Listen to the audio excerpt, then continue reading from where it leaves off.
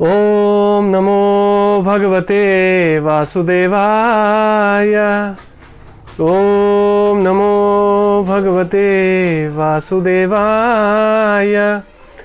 ओम नमो भगवते वासुदेवाय।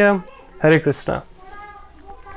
आप सभी का स्वागत है पुनः आज भगवद गीता स्वाध्याय में। समय हमारा प्रतिदिन 2 से 3 का रहता था, आगे भी रहेगा, लेकिन आज एक सत्संग में जाने के कारण आज हमने सोचा कि आज की जो सेवा है इसे रोकी न जाए और हम पुनः भगवद गीता अमृत लेकर आप सबके समक्ष आए। तो आज 6 से 7 बजे आने का हमने प्रयास किया था, बट थोड़ा सा टेक्निकल एरर के कारण थोड़ा सा विलम्ब हो गया। आप सभी का स्वागत है। आस्था हरे कृष्णा, मधु जी हरे कृष्णा। आज हम हैं भगवद गीता के 5वें अध्याय का 8वें और 9वें श्लोक में। Chapter 8 verse 8 and 9। नैव किंचित करोमीति युक्तो मन्येत तत्त्ववित् पश्यन् श्रवन् स्मरन् जिघ्नम् अस्नन् गच्छन् स्वप्न स्वसन् प्रलपन् विसृजन् गृह्णन् उस्मिषन् विशन् अपि इन्द्रियाणि इंद्रियार्थेषु वर्तन्ते इति धारयन्। भगवान कह रहे हैं, शब्दार्थ समझ लेते हैं। रानी जी स्वागत है आपका, बहुत बहुत आभार। आप सब लोग लेट हमारे आने के बाद भी आप लोग आए।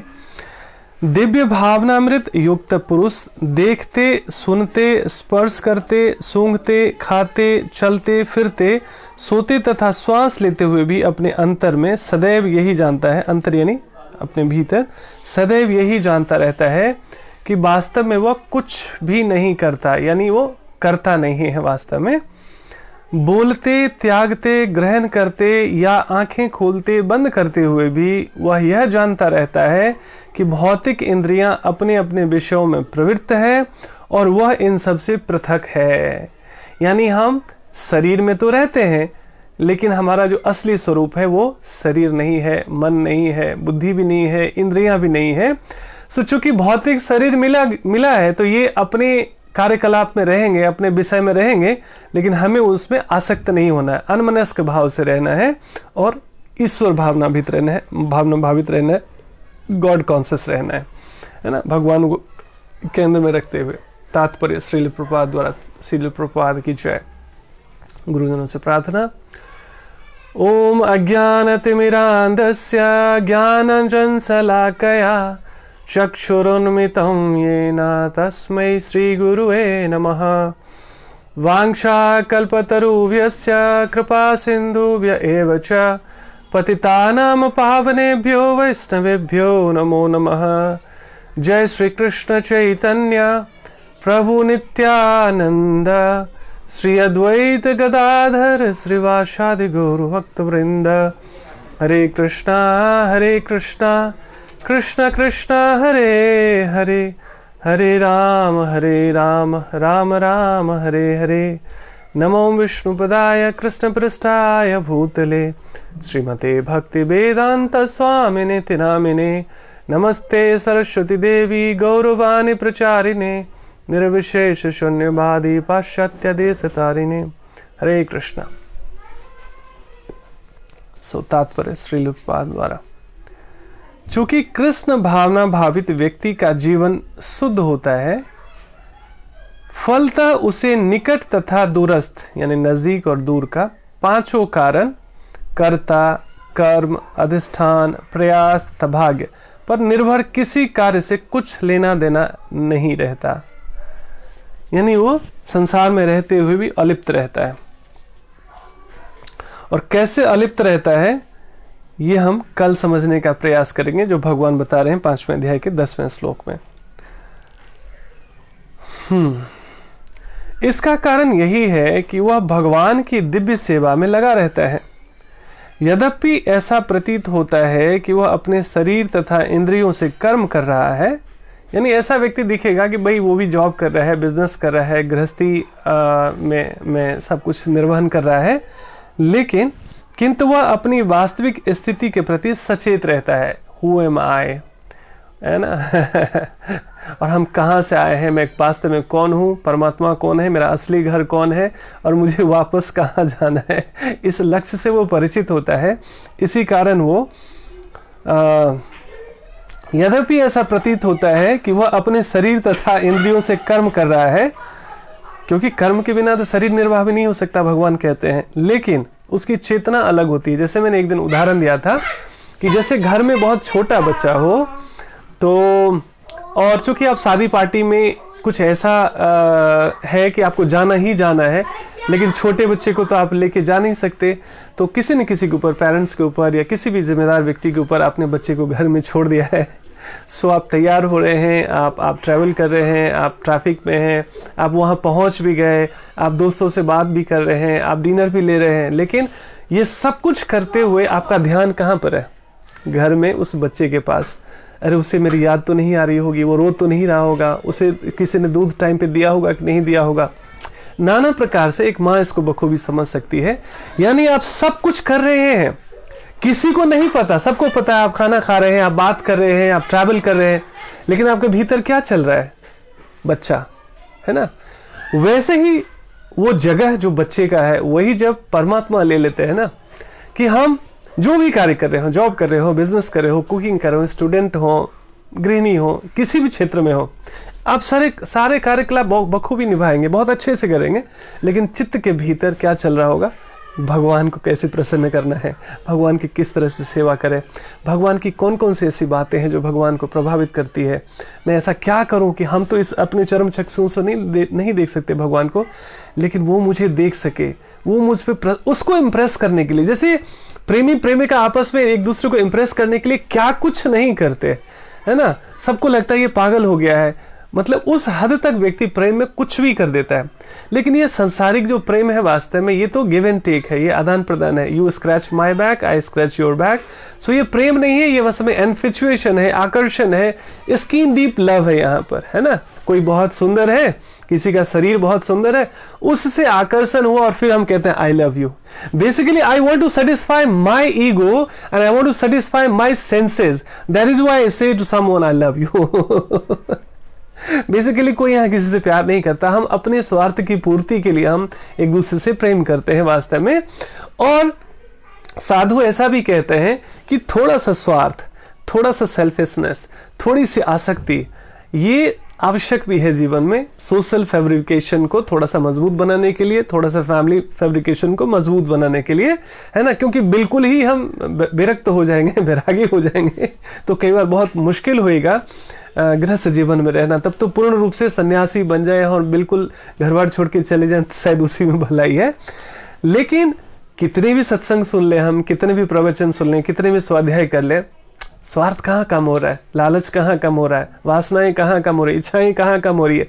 कहने की बात है, हम जितनी देर तक सुनते हैं उतनी देर तक तो लगता है कि हाँ सही में ये बात सच में हमें ऐसा ही करना चाहिए।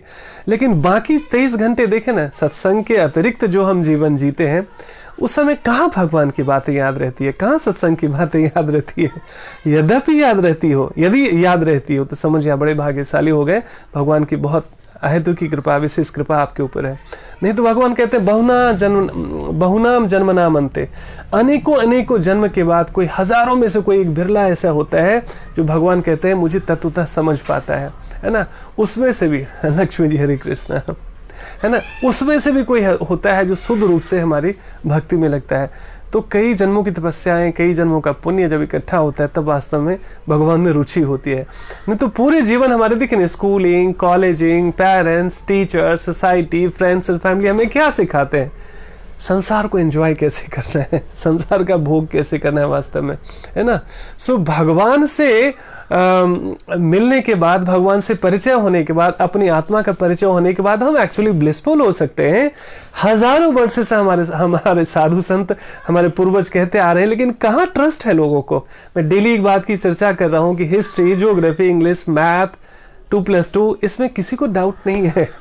बस एक ही जगह डाउट है, भगवान होते हैं कि नहीं होते, भगवान की बातें माननी चाहिए कि नहीं माननी चाहिए, इससे कुछ फायदा होगा कि नहीं होगा। अरे चल के तो देखो, है ना। और वास्तव में जिस मात्रा में हम इसमें चलने का प्रयास सीख जाते हैं, उसी मात्रा में हमारे लाइफ में ब्लिसफुलनेस आने लगता है, शांति आने लगती है, प्रेम आने लगता है ना, आनंद आने लगता है। सो जब जागो तभी सवेरा।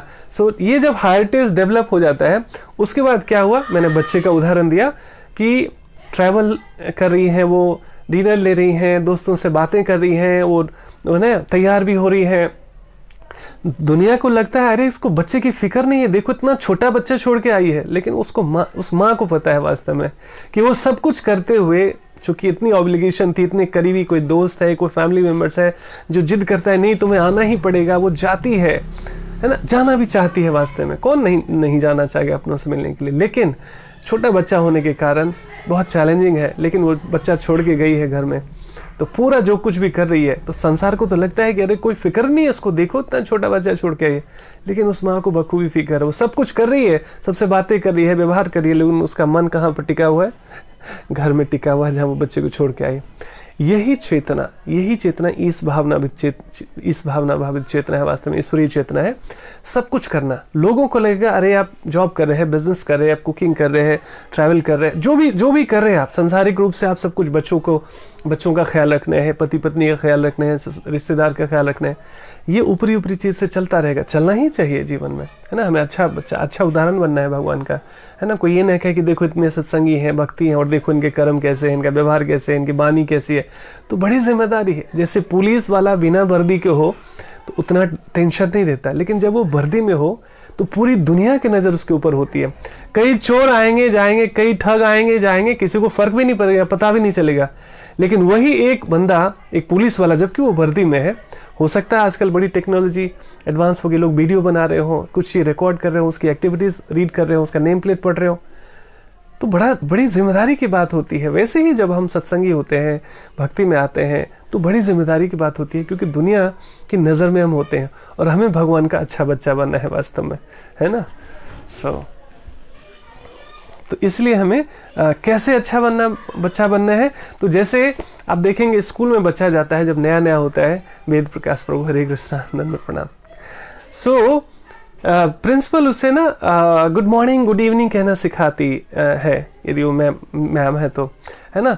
कई उसके दादा होंगे, कहेंगे अरे देखो ये अपने लिए सैल्यूट करवाना सिखा रही है, गुड मॉर्निंग गुड इवनिंग सिखा रही है। यद्यपि ऐसा कोई सोचता नहीं है, लेकिन किसी को जो इस चीज़ से परिचित नहीं है उसको लगेगा अरे ये क्या सिखा रहे हैं, लेकिन वो इसलिए सिखा रही है, सिर्फ स्वयं के लिए नहीं, क्योंकि ये बच्चा सीखेगा तो आगे इसके अपने लाइफ के लिए अच्छा होगा, इसलिए सारी ट्रेनिंग दी जाती है।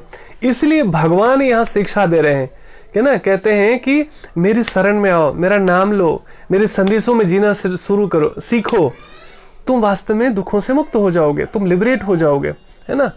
कई बार क्या होता है, कई लोगों को लगता है अरे भगवान क्यों कह रहे हैं कि मैं भगवान हूँ। ये ठीक वैसा ही है। मान लीजिए कोई किसी कंपनी का कोई डायरेक्टर है और आप उनसे मिलने जाते हैं, आप पूछते भाई आप कौन हो, कहता है जी मैं इस कंपनी का डायरेक्टर हूँ, ये रहा मेरा विजिटिंग कार्ड। कहेंगे हाँ कितना अहंकार आ गया, ये बोल रहा मैं डायरेक्टर हूँ। अरे वो सच में डायरेक्टर है, वो कह रहा है कि मैं डायरेक्टर हूँ, आपको विजिटिंग कार्ड दे रहे हैं, आसपास के लोग इस बात को मान रहे हैं, तो इसमें अहंकार कैसा है। तो सत्य है ना कि वो है तो वो बोल रहा है। वैसे भगवान एक एक अध्याय में बता रहे हैं कि मेरे शरण में आओ, मेरी बातें मानो मेरे बच्चे, क्योंकि वो हमसे प्रेम और करुणा कर दे। भगवान को क्या आवश्यकता है हमसे ऐसे सेवा और प्रणाम कराने की, हमारी प्यूरिफिकेशन के लिए। जैसे स्कूल में टाई बांधना सिखाया जाता है, शूज पॉलिश करके जाए ना, ड्रेस में रहे, साफ सफाई रहे, इससे किसको लाभ होगा आगे। ये डिसिप्लिन सीखते सीखते सीखते बच्चा खुद ही थोड़ा सा प्रोफेशनल मैनर सीख जाता है। उसी तरीके से जो संसारिक अपनी शिक्षाएं होती है एक बेहतर इंसान बनने के लिए, तो वास्तव में सच्चे मानव बनने के लिए, उन्नत मानव बनने के लिए, है ना, जो ट्रांसपेरेंट हो जाए, जो सच में अच्छा हो जाए बाहर और भीतर भी, वो भगवान एक एक अध्याय में बता रहे हैं कि तुम ऐसे करो, ऐसे मत करो, ऐसे बनो, ऐसे मत बनो, है ना। फिर भी हम इस पे डाउट करते हैं, तो फिर भगवान ही रक्षा कर सकते हैं। प्रभुपाद कहते हैं यद्यपि ऐसा प्रतीत होता है कि वह अपने शरीर तथा इंद्रियों से कर्म कर रहा है, किंतु वह अपनी वास्तविक स्थिति के प्रति सचेत रहता है, जो कि आध्यात्मिक व्यस्तता है। स्पिरिचुअल कॉन्सेप्शन से रहता है, वो तो संसारिक रूप से दिखता है, वो व्यस्त रहता है, लेकिन वास्तव में अब सच में जो इस भावना भावित हो जाते हैं व्यक्ति, वो जो भी कर रहे होते हैं वास्तव में वो गॉड कॉन्शियस रहते हैं। जैसे मैंने माँ का उदाहरण दिया कि बाहर वो कुछ भी करे लेकिन एक्चुअली उसका ध्यान बच्चे पर ही होता है। वैसे ही जो इस भावना भावित व्यक्ति होता है, जैसे जो बीत गया सो बीत गया, जो जीवन चला गया चले गया। हरे कृष्ण रीता जी। सो बीत गया सो बीत गया, अज्ञानता में हमने जो नहीं किया अब उसका क्या अफसोस कर सकते हैं। सो पास से केवल हम अपनी गलतियों से सीख सकते हैं कि हमें वो गलतियां रिपीट नहीं करनी है। और जब एक एक पल आज को सुंदर बनाना है, कल अपने आप सुंदर बन जाएगा। सो आज को कैसे जीना है बेहतर, ये भगवद गीता के संदेशों से हमें पता चलता है ना। सो आज हम सुबह में एक ट्रेनिंग कर रहे थे, उसमें 3 बातें आई थी। एक होता है मनमत, फिर होता है लोकमत, एक होता है ईश्वरीय मत, है ना। सो तीन हमारे पास चॉइस होता है। या तो हमारे अपने मन को ही गुरु बना लो और उसका रिजल्ट पता ही है, मन की जो सुनता है वो मंकी बन जाता है। और मन कितना चंचल है, तुरंत यहाँ कहाँ कहाँ लेके जाता है, आपको थका देता है, क्योंकि वो प्रशिक्षित नहीं है कि आपके लिए क्या सही है क्या गलत है। उस मन को प्रशिक्षित करते हैं हम योग से, ध्यान से, साधना से, स्वाध्याय से। तो क्या हुआ, अपने मन मत से चलेंगे तो कहते हैं ना, मन की सुनोगे मंकी हो जाओगे। लोक मत, भाई लोग, यदि कोई लोग कौन, जो संसार में बचपन से हमें तो वही सिखाया जा रहा है कि ऐसे करो ऐसे करो, ऐसे अचीवमेंट मिलती है, ऐसे करने से ये लाभ होता है, ऐसे करने से ये नुकसान होता है। सांसारिक जोर घटाव सिखाते हैं लोग और वैसे ही सजेशन देते हैं आपको।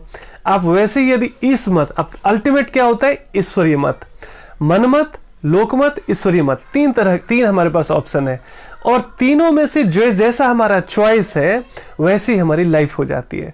जैसा हमारा चॉइस मतलब हमारा विवेक, जो डिस्क्रिमिनेट करना सिखाता है, क्या सही है क्या गलत है, क्या जो है पुण्य है क्या पाप है, क्या धर्म है क्या अधर्म है, क्या नित्य है क्या अनित्य है। इसमें जो भेद करना धीरे धीरे हम सीख जाते हैं आध्यात्मिक प्रशिक्षण से, तो उसे ही कहते हैं विवेक जागृत होना। और जब विवेक जागृत हो जाता है सच में, तो हम इस मत से चलते हैं, न लोकमत न मन मत, इस मत, ईश्वरी इच्छा से। बिल्कुल सिंपल फिलॉसफी है। अभी तक हम अपनी मनमानी करते आए, या दूसरों ने XYZ किसी ने सजेस्ट किया वैसे करते आए। अभी तक जितनी आनंद की खोज में हम सुख की खोज कर रहे थे वैसा अचीव नहीं कर पाए, वैसा मिला नहीं है, बस भ्रम में ही, धोखे में रहे। वास्तव में टेम्परेरी था सब कुछ, लेकिन अब फाइनल डेस्टिनेशन ईश्वर की कृपा है कि अब मनमत नहीं, लोकमत नहीं, इस मत में अब हम जीने का प्रयास कर रहे हैं। और जितनी मात्रा में, जैसे जैसे हम इसको धीरे धीरे इसका आस्वादन आएगा, हम रियलाइज करते जाते हैं, रिजल्ट से पता चलता है कि हम सही मार्ग पे हैं कि गलत मार्ग पे हैं। तो आप देख रहे होंगे, आप जितने दिनों से भी आप योग के मार्ग पर हैं, यानी आप भगवान से जुड़ने के लिए, भगवान के संदेशों में जीने का, यानी ईश्वरीय मत में जीने का प्रयास भी कर रहे हैं। इस प्रयास में, यानी ये यात्रा भी केवल डेस्टिनी नहीं, डेस्टिनी तो है ही फ्रूटफुल और ब्लिसफुल, ये यात्रा भी कितना आनंदमय है। जितनी देर सुनते हैं इतना आनंद होता है, जितनी देर पढ़ते हैं इतने आनंद में रहते हैं, जितनी देर हम भगवत चर्चा करते हैं, इस मत की चर्चा करते हैं, हम आनंद ही आनंद में रहते हैं। मतलब इसका अर्थ है कि भले हमारे मन में कितने छेद हो, यानी मन को एक बर्तन समझिए, बर्तन में कितने छेद हो कि डेली डेली डाल रहे हैं, डेली डेली निकल रहा है। सच बात है, हम सब वैसे ही वास्तव में, कलयुगी बुद्धि है ना, तो अच्छी अच्छी बातें तो फटाफट निकल जाती है। बेकार बेकार की बातें, कब अपमान मिला होगा, है ना, कब किसी ने क्या बोल दिया होगा, कब धोखा मिला होगा, आप जिंदगी भर नहीं भूल पाते। आप या हम सब की बात एक ही बात है, we never forget the bad moment of life. लेकिन अच्छी बात क्या क्या हुई, सत्संग में कितनी अच्छी अच्छी बातें सुने, हम शायद हो सकता है अभी के बाद 2 घंटे बाद भूल जाए, है ना। इसीलिए कहते हैं साधु कि तुम अपने आप उस छेद वाले बर्तन को ना जलाशय में डुबा के रखो। यानी जितना भी समय मिले अधिक से अधिक स्वाध्याय, सत्संग, साधना, सेवा इत्यादि में इतना व्यस्त कर लेना कि फिक्र करने की, टेंशन लेने की टाइम ही ना मिले। मैंने डिवोशनल लाइफ में एक चीज देखा कि टेंशन लेने का टाइम ही नहीं है। लोगों के पास इतना फालतू टाइम होता है तभी तो टेंशन लेते हैं ना, अपने पास टाइम ही नहीं है। चाहे आप प्रोफेशनल वर्क कर रहे हो, घर का कार्य करते हो, व्यस्त रहो, मस्त रहो, लेकिन व्यस्त कोई ताश के पत्ते खेलने से भी हो सकता है, मोबाइल में भी व्यस्त रह सकता है ना, न्यूज चैनल में भी व्यस्त रहता है, ऐसा वाला व्यस्त नहीं। आध्यात्मिक चेतना में व्यस्त रहो और फिर मस्त रहो। तो यही है इस मत वास्तव में। सो लोकमत नहीं, मनमत नहीं, इस मत से हमें चलना है। और जिस मात्रा में हम इस मत में चलना सीख जाते हैं, हम एक्चुअली ट्रांसेंडेंटल हो जाते हैं, ब्लिसफुल हो जाते हैं, आनंदमय हो जाते हैं। भौतिक चेतना में इंद्रिय तृप्ति में लगी रहती है। जब भी हम गॉड कॉन्शियस नहीं होते या ईश्वरीय चेतना में नहीं जी रहे होते, तो इंद्रियों को तृप्त करने में ही लगे रहते हैं। किंतु कृष्ण भावनामृत में वे कृष्ण की इंद्रियों को तुष्टि में लगा रहता है ना। मतलब अपनी इंद्रियों को तुष्ट करने से व्यक्ति विचलित होता है, दुखी होता है, परेशान होता है, स्ट्रेसफुल रहता है, और भगवान के इंद्रियों को तुष्ट करने में लगा रहता है। यानी भगवान कैसे प्रसन्न होंगे कि मैं ऐसा क्या करूं कि भगवान हमें देखे और उनकी आंखें तुष्ट होगी, देखो ये मेरा बच्चा कितना अच्छा कार्य कर रहा है ना। बेसिकली मैं भी जो ये 6 बजे आगे कर रहा हूँ नहीं, असल में हम भगवान को ही इम्प्रेस करने के लिए कर रहे हैं। हमारे भीतर जो भगवान बैठा है, जो आपके हृदय के भीतर जो भगवान बैठा है, आपके भीतर जो आत्मा है, उसको ये पोषण मिल रहा है। ये कहते हैं ना, बांटने वाला और लेने वाला दोनों को तुष्ट करता है। ये सोल फुलफिलमेंट है, बेसिकली सोल फीडिंग है वास्तव में। शरीर को तुम खिलाते रहे, मन को तो तुष्ट करते रहे, कुछ हुआ नहीं, है ना। लेकिन आत्मा को तुष्ट करते हैं तो शरीर और मन दोनों प्रफुल्लित रहता है। इसलिए जो गॉड कॉन्शियस लोग होते हैं, जो वास्तव में सच्चे डिवोटी होते हैं, वो खिले रहते हैं, उनका मन भी स्वस्थ रहता है, उनका शरीर भी स्वस्थ रहता है, क्योंकि आत्मा जो है ना, असली जो ड्राइवर है, वो स्वस्थ रहता है ना। तो भौतिक चेतना में, यानी मंडन कॉन्शियसनेस या वर्ल्डली कॉन्शियसनेस में हम क्या करते हैं, इंद्रिय तृप्ति में लगी, इंद्रियां जो हमारे जितने सेंसेस है वो इंद्रियां इंद्रिय तृप्ति में लगी रहती है। किंतु कृष्ण भावनामृत में वे कृष्ण की इंद्रियों को तुष्ट में लगी रहती है। अतः कृष्ण भावना भावित व्यक्ति सदा मुक्त रहता है ना, हमेशा। ऐसा नहीं कि मृत्यु के बाद उसे मुक्ति मिलती है या मोक्ष मिलता है या भगवत धाम मिलता है। ये जीवन ही उसके लिए स्वर्ग बन जाता है, ये जीवन ही मुक्ति का घर बन जाता है वास्तव में। क्योंकि संसार में वो रहता है लेकिन अनासक्त रहकर, अधिक से अधिक आसक्त। मतलब वैराग का अर्थ ये नहीं कि घर बार छोड़ के आपको चले जाना है हिमालय। आप जहाँ पे भी रहते हैं, गृहस्थ जीवन में हो, ब्रह्मचर्य हो, संन्यास जीवन में हो, हिमालय पे हो, कहीं पे भी हो संसार में, वैराग्य का अर्थ होता है विशिष्ट रूपेण राग। विशेष जब राग हो जाए किसी व्यक्ति से, किसी चीज से, तो बाकी सब चीजें ना बैराग हो जाता है, फीका लगने लगता है। तो विशेष राग है ना, स्पेशल अटैचमेंट विद गॉड। सो भगवान से इतनी प्रीति हो जाए, भगवान से इतना प्रेम हो जाए कि बाकी सब चीज सेकेंडरी लगने लगे और लगे कि बस ठीक है, उतना महत्वपूर्ण नहीं है वास्तव में। और इसका जो आनंद होता है ना, ये जिसको जिसने रियलाइज किया है ना, वही बता सकता है वास्तव में। जैसे आपका पेट भर चुका है, केवल आप बेहतर समझ सकते हैं। आप कहते हैं बस अब नहीं कुछ नहीं चाहिए। अब कोई कह रहे एक और गुलाब जामुन ले लीजिए, एक रसमलाई ले लीजिए, थोड़ा आइसक्रीम तो खा लीजिए। कहते हैं नहीं दिस इज टू मच, अब बिल्कुल खा नहीं सकते, कंप्लीटली डन, अब नहीं खा सकते। क्योंकि आपको पता है कि आपकी क्या स्थिति। ये तुष्टि जो आती है, पुष्टि जो आती है ना, वास्तव में यही तृप्ति एक दिन आती है भगवत ज्ञान से भी, भगवत चेतना से भी, है ना। यद्यपि ऐसा संतुष्टि होना नहीं चाहिए, लेकिन जिस तरह हम एक बार तुष्ट हो जाते हैं, इसका मतलब है नहीं कि आगे से हम खाना छोड़ देते, हम फिर से खाते हैं, फिर से भूख लगती है, फिर से खाते हैं। इसलिए पूरी जीवन की यात्रा हमारा सोल फीडिंग की चलती रहनी चाहिए। आंखों से हम अधिक से अधिक रस पिए भगवान के विग्रह का, उनके रंग रूप के, है ना, दर्शन का। कान से उसका हम रसामृत, है ना, कान से पिए हम उसका रस, उसके बारे में कथा सुनना, उसके बारे में, उसके संदेशों को सुनना, उसके भक्तों के बारे में सुनना। मतलब लाइफ इतना दिव्य हो जाए ना कि टेंशन के लिए वक्त ही ना मिले।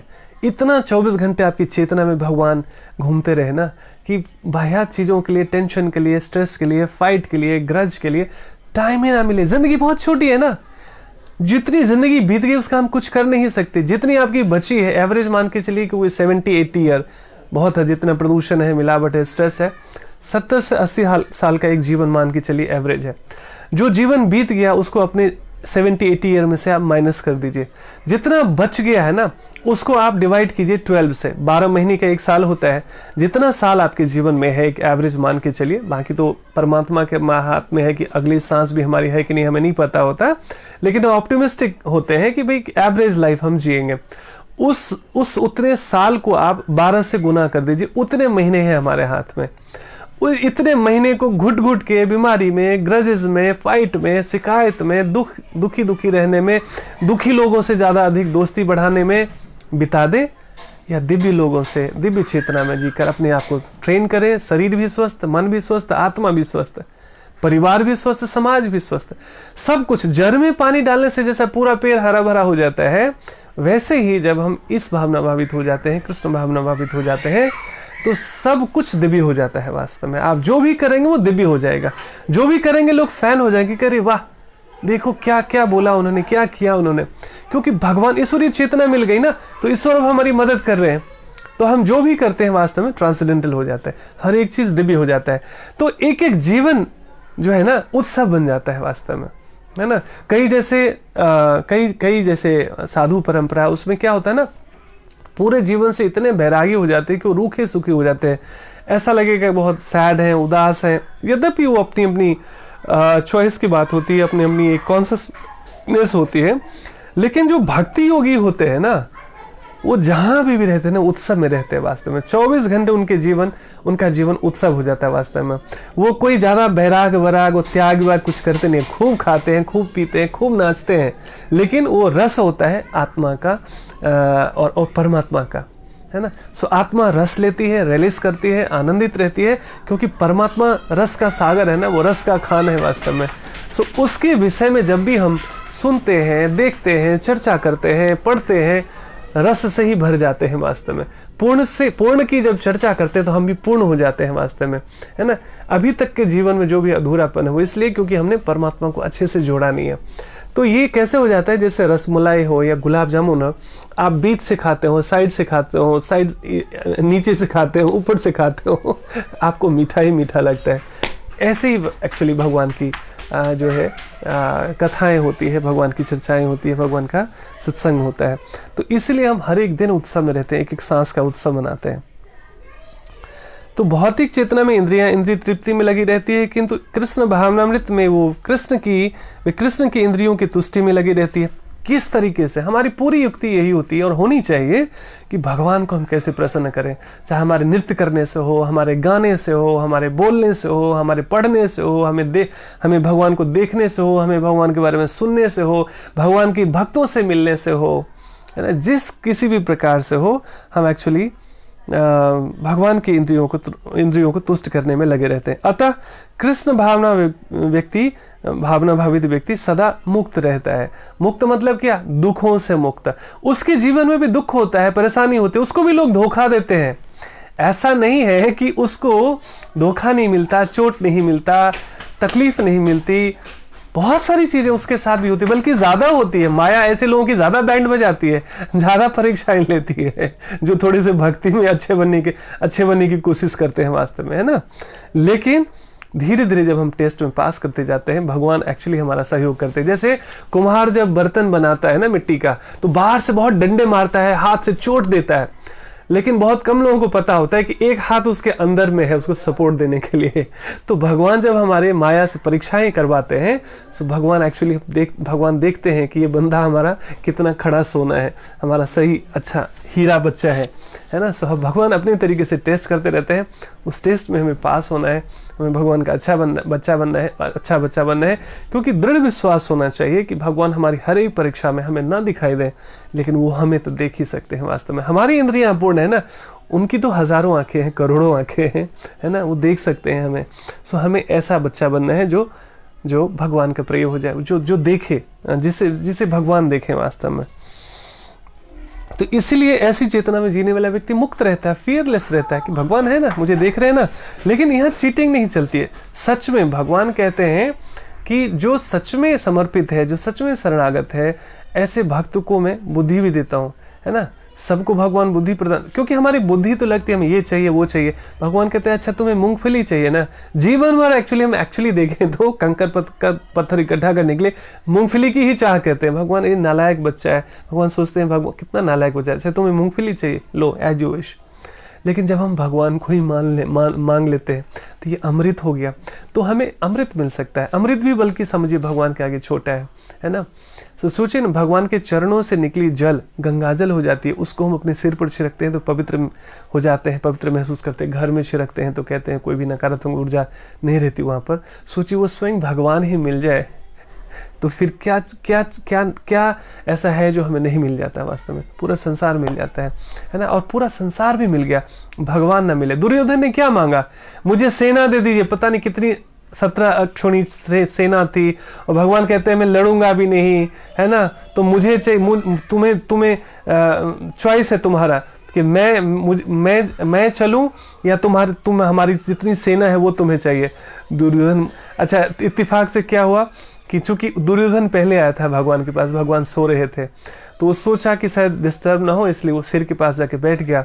अर्जुन बाद में आते हैं तो दुर्योधन को गुस्सा भी आता है, लेकिन भगवान, वो अर्जुन क्या करता है, वो समझ जाता है भगवान के उठने का समय है, और ये भगवान की लीला है। भगवान आंखें बंद करके भी देख नहीं सकते थे, लेकिन कई बार हम सब कुछ सिखाने के लिए, बेवकूफ़ बुद्धि जिनकी होती है उनको सिखाने के लिए वास्तव में, हाँ, नारायणी सेना, करेक्ट। सो अर्जुन का पैर दबाने लगता है, दबाते दबाते धीरे धीरे धीरे भगवान की नज़र खुलती है, तो सबसे पहले कौन दिखते हैं? अर्जुन दिखते हैं। जबकि आया पहले कौन था? दुर्योधन था, लेकिन वो तो अहंकारी था ना, वो तो समझता था ये कोई व्यक्ति है वास्तव में। जैसे आज भी बहुत संसारिक लोग समझते हैं, अरे भगवान थोड़ी ना है ना, अरे वो तो योगी थे, कोई महापुरुष थे, दिस दैट, अपनी अपनी बुद्धि होती है। भगवान स्वयं यहाँ क्या कह रहे हैं उससे किसी को लेना देना नहीं है, अपनी अपनी बुद्धि से, और पता नहीं XYZ लोगों ने क्या बोल दिया उसमें लोग विश्वास करते हैं। स्वयं भगवान क्या कह रहे हैं उसमें किसी को विश्वास नहीं है। एनीवे, वैसा ही दुर्योधन बुद्धि में, सो भगवान से वो, जब वो भगवान कहते हैं कि मांगो कि मैं एक तरफ मैं रहूंगा, एक तरफ मेरी नारायणी सेना रहेगी, तो क्या चाहिए? तो क्या कहते हैं कि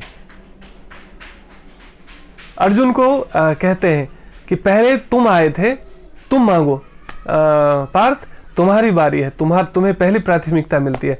तुरंत दुर्योधन नाराज होता है, अरे मैं पहले आया था, ये अर्जुन तो मेरे बाद आया था। बोले लेकिन मुझे दिखा पहले तो अर्जुन ही, क्योंकि मेरे चरणों में था वो, आप तो मुझे दिखे नहीं, आप मुझे बाद में दिखे, मेरे आंख खोलने के बाद, तो पहले तो ये मौका मिलना चाहिए अर्जुन को ही। तो बोलते हैं क्या चाहिए तुम्हें? कहते हैं भगवान मुझे और कुछ नहीं चाहिए, मुझे आप चाहिए बस। कहते मैं लड़ूंगा भी नहीं, मैं कुछ नहीं करूंगा, बस मैं रहूंगा साथ में, हो सकता है बस युद्ध के मैदान में रहूंगा। बोले स्वीकार है, आप रहेंगे तो हमें और दुनियादारी की जरूरत नहीं होती है। अर्जुन, दुर्योधन मन ही मन उसके लड्डू फूट रहे, अरे वाह कितना बेवकूफ निकला ना अर्जुन, इतनी नारायणी सेना छोड़ के निहत्थे कृष्ण को मांग लिया, बुद्धू कहीं का। मन में उसके बहुत सारे लड्डू फूटे। एक चॉकलेट का ऐड आता था बहुत पहले, अभी तो बहुत दिनों से टीवी नहीं देख रहा हूँ, मन में लड्डू फूटा, तो वैसे ही मन में लड्डू फूटा दुर्योधन के। अरे कितना निहाय की बेवकूफ है ना अर्जुन, बताओ, ये निहत्थे कृष्ण को मांग लिया। लेकिन परिणाम से पता चला कि कौन स्मार्ट था वास्तव में। तो ऐसे ही संसार में तरह तरह से लोग अपने आप को स्मार्ट समझते हैं, लेकिन वास्तव में स्मार्ट वही है जो भगवान को चुनता है अपने जीवन में। तो चॉइस इज योर्स। सो यही भगवत गीता का संदेश है वास्तव में। तो इसलिए हमें केवल मूंगफली की तलाश नहीं, और विश्वास करिए हमें जो चाहिए ना, भगवान अंतर्यामी सब उनको पता है ना।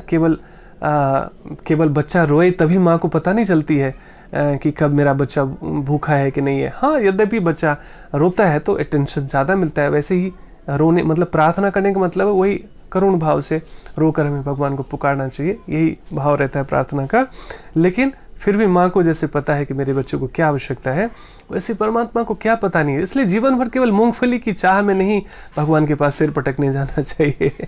कोई दिक्कत नहीं है वैसे मांगने भी कोई जय परमात्मा से, तो कोई बुराई नहीं है, लेकिन वास्तव में हमें भगवान को मांगना चाहिए।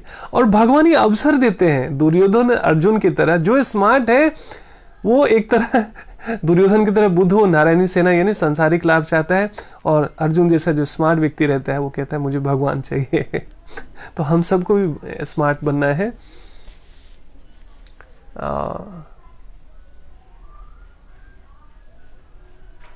हाँ, नहीं कोई बात नहीं लक्ष्मी जी, ऐसा है ना, भगवान कहते हैं बहुनाम जन्मनाम अंतिम। यहाँ तक कि जो हिंदू में भी है, हिंदू भी है, हाँ, कहते हैं आदमी रचित है, कोई बात नहीं। जिनको ऐसा है ना, मानो तो देव नहीं तो पत्थर, जो नहीं मानते हैं नहीं माने। हर एक व्यक्ति को हम भक्त नहीं बना सकते, ये विश्वास कीजिए। इसलिए हर जगह अपना सर पटकना नहीं है। और दुनिया में बहुत सारे लोग हैं जो भक्ति में आने के लिए रेडी हैं वास्तव में।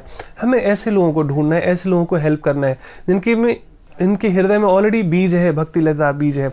उनको थोड़ा सा संग देकर उनको नरिश करना है, हेल्प करना है ना। हर एक व्यक्ति को, हर एक नास्तिक व्यक्ति के पास जाकर अपना सर पटकना और उसको प्रूफ करना, डिबेट करना, भैंस के आगे बीन बजाना, हर जगह अपना एनर्जी वेस्ट नहीं करना चाहिए।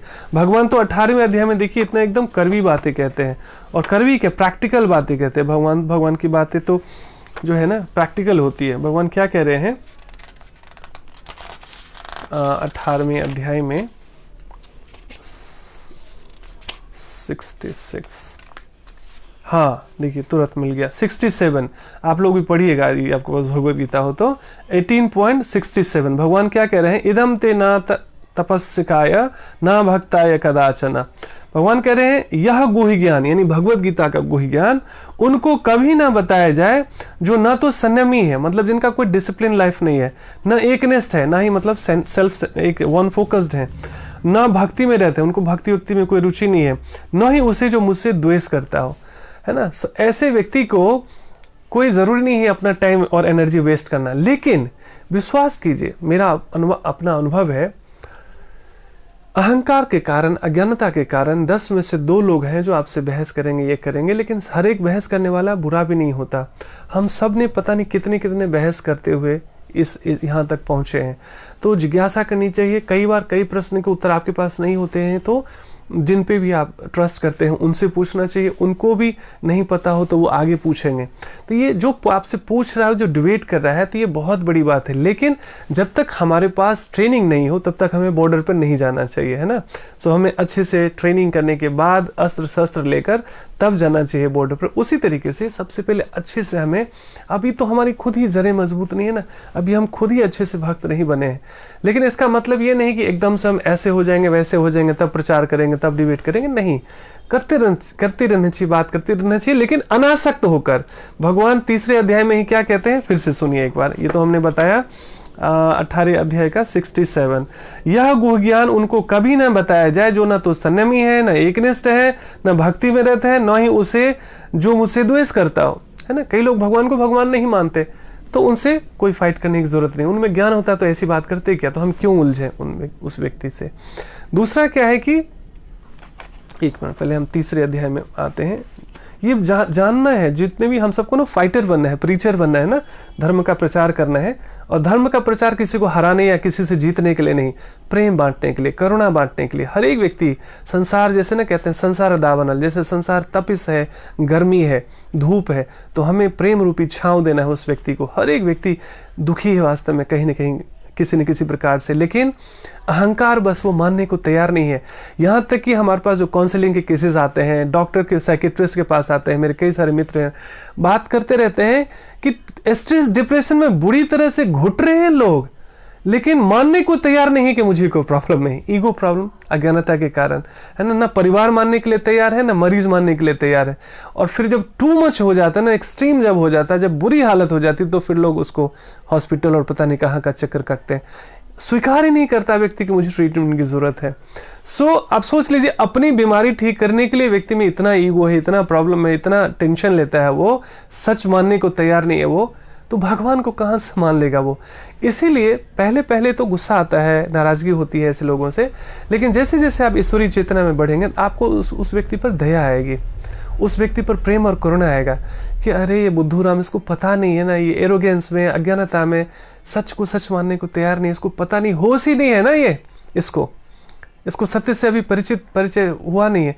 इसलिए हमें प्रेम और करुणा देनी चाहिए, ज्ञान से भी ज्यादा, क्योंकि हर एक जगह हम ज्ञान से नहीं, प्रेम से पूरी दुनिया को, only love can conquer this world. ये भी भगवद गीता का संदेश है वास्तव में, कि कर्म करना है, युद्ध फल की चिंता नहीं करना है, लेकिन भीतर प्रेम और करुणा होनी चाहिए कि मेरे भीतर भी इतनी अज्ञानता थी, हम भी कितना बहस करते हुए आए हैं। सो सामने वाला व्यक्ति अगर पूछ रहा है, जिज्ञासा कर रहा है, इसका मतलब इसके चांसेस हैं। देखिए, वही सुधर सकता है जो प्रश्न करता हो, जो ये जान गया हो कि मुझे और कुछ जानने की आवश्यकता है। सो भगवद गीता के 3 अध्याय के मेरे ख्याल से 25वें और 26वें श्लोक में है, ये जानना हम सबके लिए बहुत जरूरी है। देखिए क्या कह रही है, हम लोग कवर कर चुके, फिर भी मैं रिपीट करता हूं। चैप्टर 3 वर्स 25, 3 अध्याय का 25वां श्लोक। भगवान क्या कह रहे हैं, जिस प्रकार अज्ञानी जन फल की आसक्ति से कार्य करते हैं, उसमें से हम सब भी आते हैं।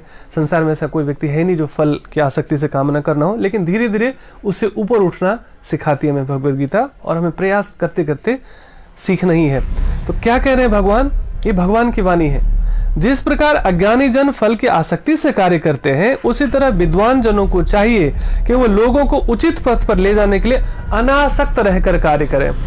व्यक्ति है क्या आप जैसे जो भले लोग हैं, निश्चित रूप से आप लोगों को चेंज करना चाहते हैं, सुधारना चाहते हैं, उनकी हेल्प करना चाहते हैं, लेकिन गड़बड़ वहां होती है जहां पर हम जिद पाल लेते हैं कि मैं जो कह रही हूं, जो कह रहा हूं, इससे ये ठीक ही हो जाएगा, ये व्यक्ति बल ही जाएगा।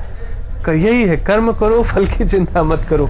भगवान को इंप्रेस करना है, इंसान इंप्रेस हो या ना हो, हमें अपना जो भी प्योर इंटेंशन से, बिना हार जीत की ईगो से, वहाँ कई बार हम लोगों में भी क्या होता है, हम बहस में पड़ जाते हैं ना, वहाँ ईगो हो जाता है, हार जीत का ईगो हो जाता है। कोई हार नहीं, कोई जीत, किससे जीतना, किससे हारना, आत्मा न किससे हारती है न जीतती है, वो एक्चुअली सबसे अनासक्त है वास्तव में। तो ये शरीर का हारना जीतना है ना, ये हमारे अहंकार का, ईगो, अहंकार का जो है ना, हारना जीतना, दुखी होना, परेशान होना, ये सब टेम्परेरी है, सब में इंडल्ज नहीं होना चाहिए। दिस विल टेक टाइम, लेकिन हमें अनासक्त रहकर धर्म करना है, अच्छे कार्य करने हैं, विकास कार्य करना है, लोगों को सुधारने की चेष्टा करनी है, मनसा वाचा कर्मणा, लेकिन रिजल्ट की अपेक्षा करके नहीं, होल हार्टेडली प्रयास ऐसा करना चाहिए लगे कि मुझको छोड़कर दुनिया में और कोई इसे कर नहीं सकता। सो 100% पूरा 100% प्रयास करना है कि जो मैं जिम्मेदारी ले रहा हूं अपने हाथ में, जो मैं काम करने जा रहा हूं, मुझको छोड़कर और किसी के बस की बात नहीं है। हर एक कार्य ऐसे करना चाहिए जोर शोर से। कार्य करने के बाद प्रार्थना ऐसी करनी चाहिए कि मेरे हाथ में कुछ नहीं है, सब परमात्मा के हाथ में। ये दो बातें बहुत महत्वपूर्ण है। नहीं तो क्या होता है, आधे अधूरे मन से हम जीवन में प्रयास करते हैं किसी भी क्षेत्र में और सारा चीज भगवान पर छोड़ देते हैं। ये आलस्य है, ये कामचोरी है, ये गलत है। जब भी हम ईश्वर को साक्षी बनाकर उसकी प्रसन्नता के लिए होल हार्टेडली कोई भी कार्य करते हैं, तो उसमें आधे अधूरे मन से नहीं, 100% होना चाहिए, होल हार्टेडली, है ना। उसके बाद रिजल्ट अच्छा है बुरा है, नो रिग्रेट, सर्वोत्तम की अपेक्षा करो, सर्वाधिक बुरी स्थिति के लिए भी तैयार रहो, जो रिजल्ट है उसे स्वीकार करो, है ना। ये मैनेजमेंट का नियम है। तो कहने का मतलब क्या है, do the best, leave the rest, है ना। डू द बेस्ट मतलब होल हार्टेडली, आधे अधूरे मन से नहीं, आधा अधूरा कच्चा प्रयास नहीं, 100%, जैसे मुझको छोड़कर ऐसे उसे कोई कर नहीं सकता, ऐसी दृढ़ता से करना चाहिए। और ये पूरे प्रयास करने के बाद रिजल्ट से आसक्त नहीं होना। अच्छा मिला तो वाह वाह, नहीं अच्छा मिला तो ईश्वरी इच्छा थी, हमने प्रयास तो किया, भगवान साक्षी है, संसार कोई साक्षी हो या ना हो, निंदा करे, स्तुति करे, मान करे, अपमान करे, मेरा परमात्मा प्रसन्न है ना मेरे कार्य से। और ये तभी होगा जब हम दिल से कार्य प्रयास करते हैं कोई भी, उसके बाद हमें फर्क नहीं पड़ना चाहिए। अगले श्लोक में भगवान यही भी बात समझाते हुए क्या कह रहे हैं, 3.26, विद्वान व्यक्ति को चाहिए कि वह सकाम कर्मों में आसक्त अज्ञानी पुरुषों को कर्म करने से रोके नहीं ताकि उनके मन विचलित न हो, अपितु भक्ति भाव से कर्म करते हुए वह उन्हें सभी प्रकार के भक्ति कार्यों में लगाए, भगवान के कार्यों में लगाए, जिससे कृष्ण भावनामृत का क्रमिक विकास हो, है ना। यह है लव एंड कंपैशन वास्तव में। सो कोई फाइट नहीं, कोई संघर्ष नहीं, बिल्कुल प्रेम ही प्रेम। और विश्वास मानिए, संसार प्रेम का भूखा है, प्रेम ही बांटने हैं वास्तव में। और जो प्रेम का सोर्स है ना, अपने को प्रेम का रिचार्ज कहाँ से मिलेगा, भगवत गीता से मिलेगा, भक्तों के संग से मिलेगा, स्वाध्याय से मिलेगा।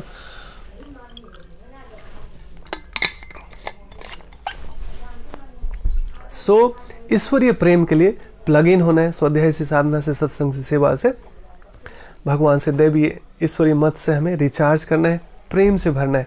ज्ञान कम हो चलेगा, है ना। बड़े बड़े हमारे साधु हुए जिन्होंने स्कूल नहीं देखा, कॉलेज नहीं देखा, लेकिन उनका प्रेम देखकर ना भगवान पिघल गए वास्तव में, भगवान यहाँ पर आते हैं, है ना।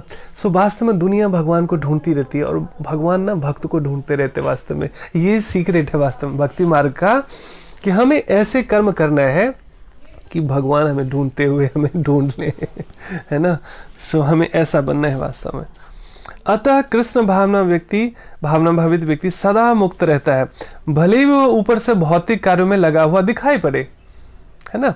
देखने तथा सुनने के कार्य ज्ञानेंद्रियों के कर्म है ना। जैसे 5 हमारी ज्ञानेंद्रियां हैं, 5 हमारी कर्मेंद्रियां हैं। यानी 5 हमारी ज्ञानेंद्रियां कौन सी हो गई, कान, त्वचा, आंख, नाक और जिह्वा, ये 5 हमारे सेंसर हैं। और कर्मेंद्रियां होगी मुख, हाथ, पैर, मुख, हाथ, पैर, कितना 3 हो गया, और 2 गुदा और उपस्थ, एनस एंड जेनिटल, ये भी कर्मेंद्रियां कही गई है।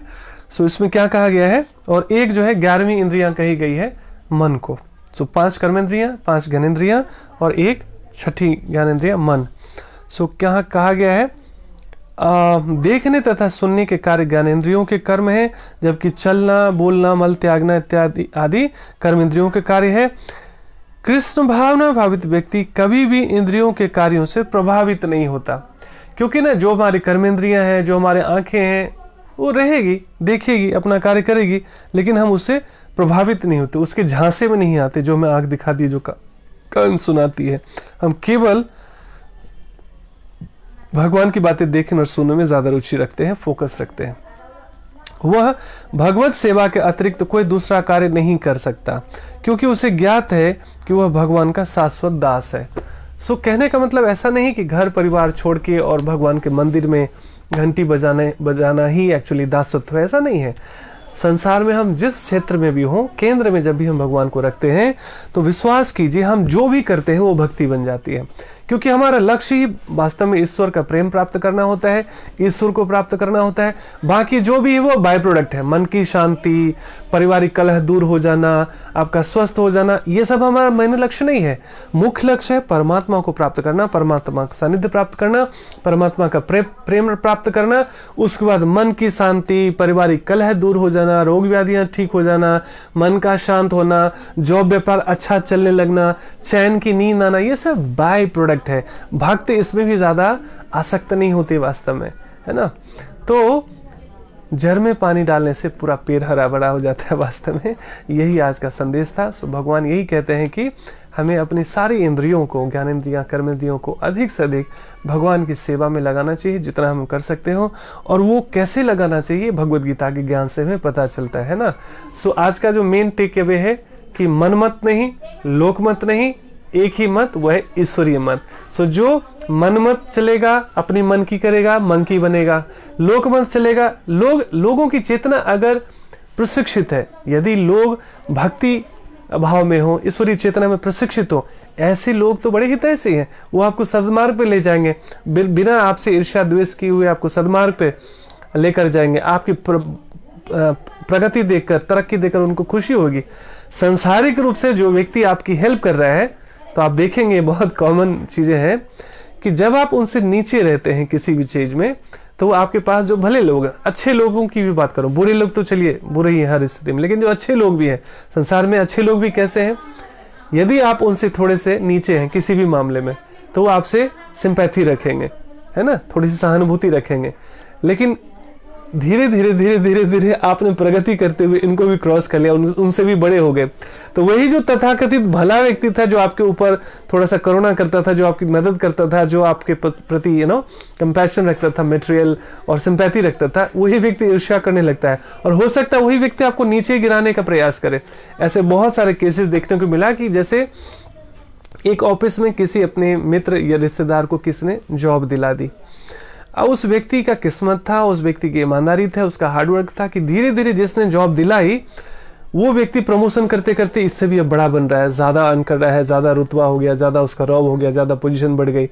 अब ये व्यक्ति यहीं पर है, इसको अपनी पुरानी आदत थी अपने तरीके से छोटे थोड़ी काम में मस्त रहना, थोड़े में खुश रहना, ज्यादा एग्जिस्टेंस के लिए बने, थोड़ा सा सर्वाइवल के लिए काम करना, ज्यादा नहीं करना। अब इस व्यक्ति को तो बहुत प्रॉब्लम होने लगी, अरे यार मेरे सामने आया, मैंने इसको जॉब दिलाया, मेरे से आगे बढ़ रहा है। अब यही व्यक्ति क्या कर रहा है, क्योंकि पुराना है, इस व्यक्ति की टांग खींचने, इसकी जड़ें काटने में लग जाता है यही व्यक्ति। और ये अच्छा व्यक्ति है, ये बुरा व्यक्ति नहीं है। तो सांसारिक रूप से जो अच्छा व्यक्ति है ये ऐसा ही होता है, ये सर्टेन टाइम के बाद ये बुरा ही बन जाता है। लेकिन जो आध्यात्मिक व्यक्ति होगा, यदि वो देखेगा आप ये मेरे से प्रगति करा, उसका सीना चौड़ा होता है, वो भगवान को धन्यवाद करता है, ओहो भाग्य मेरे भगवान, मैं किसी व्यक्ति को आपके चरणों में लाया और ये मेरे से भी ज्यादा भक्ति कर रहा है, मेरे से भी ज्यादा प्रगति कर रही है, हरी हरी। वो खुश होता है, सच में खुश होता है। ये फर्क है वास्तव में एक अच्छे व्यक्ति में, संसारिक अच्छे व्यक्ति में, और एक आध्यात्मिक व्यक्ति में। दोनों में जमीन आसमान का फर्क है वास्तव में। सच्चा आध्यात्मिक व्यक्ति जो वास्तव में ईर्ष्या द्वेष से वाकई उठ जाए, सिर्फ कहने के लिए नहीं, केवल किसी को उपदेश देने के लिए नहीं, वाकई ट्रांसपेरेंट हो जाए, यही बात। क्योंकि यहाँ पर नकलीपन चलता नहीं। दूषित हृदय से दुनिया को तो इंप्रेस किया जा सकता है, दूषित हृदय से भगवान इंप्रेस नहीं होते वास्तव में, है ना। सो हमें सांसारिक रूप से अच्छा नहीं बनना है, आध्यात्मिक रूप से अच्छा बनना है। और आध्यात्मिक रूप में जब अच्छा बनते हैं, अच्छा बनना बाय प्रोडक्ट है, अच्छे बनने का प्रयास नहीं करते, फाइट नहीं करते, संघर्ष नहीं होते, अच्छे हो जाते हैं, तो सब कुछ दिखता है बॉडी लैंग्वेज में, मन से आवाज वाचा करना। So I think time is already done. So thank you so much for your patience. और आप लोग अभी भी आए, तो मैं सोचा आज शनिवार का दिन है, क्यों वेस्ट हो जाए। वैसे मैं सत्संग में ही गया था, मैं चाहता तो शायद डिले भी कर सकता था। होता क्या ना कि आपको खुद भी रिचार्ज करना होता, और प्रतिदिन हमें स्वयं को रिचार्ज करना चाहिए। तो ऑनलाइन क्लासेस हम भी ले ही रहे थे, बाकी सारी चीज़ें चल ही रही थी, लेकिन वहाँ जो है ना भक्तों का समूह आया था, वहाँ पर नाचना, कीर्तन करना, प्रसादम, सो वो इतना रिलीसिंग होता है कि लगता है दुनिया थम जाए यहाँ पर बस, और कुछ नहीं, मुझे इसी में आनंद में रहना है, इसमें से निकलना ही नहीं है। वो ऐसा लगता है नदी जहाँ खुद को डुबो दो, जितना मर्जी छक के लग रहा था रिचार्ज कर लो। कोरोना की वजह से बहुत दिन के बाद ऐसे लाइव सत्संग में गए थे। एक डिवोटी के घर में प्रोग्राम था जब हमने लाइव किया था, और कोई और सीनियर डिवोटीज़ वगैरह आए थे, तो वहाँ लगता सुनो उनको, देखो उनको नाचते, देखो उनको खुश देखो, मतलब शब्दों में बयान नहीं किया जा सकता है कि इस कलयुग में होते हुए भी आज भी ऐसे लोगों का समूह है जहाँ पर इतने लोग मस्त रहते हैं, आनंदित रहते हैं, जिनके पास टाइम ही नहीं है स्ट्रेस लेने का। नो कहते हैं, no time for worry, always chant the name of Hari. So हमेशा कहते हैं chant the holy name and be happy. So वास्तव में टेंशन लेने के लिए टाइम ही कहाँ है, फुर्सत कहाँ है।